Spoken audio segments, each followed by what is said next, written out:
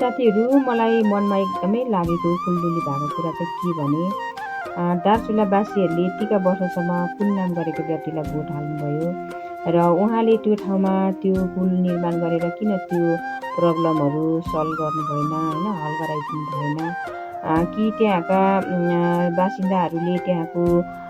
समस्याहरूको बारेमा भन्नु भएन कि त्यहाँनिर पुल निर्माणको लागि पहल गर्नु भएन कि यदि गरेर पनि राज्यले नसुनेको हो कि त्यहाँनिर केही प्रब्लम थियो कि त्यो राम्रोसँग बुझ्नु पाए हुन्थ्यो होइन। किनभनेदेखि यहाँनिर हामी त सबै रेडी छौँ, हामी गएर श्रम गर्नेछौँ, सकेको पनि हामी त्यहाँ दिनेछौँ,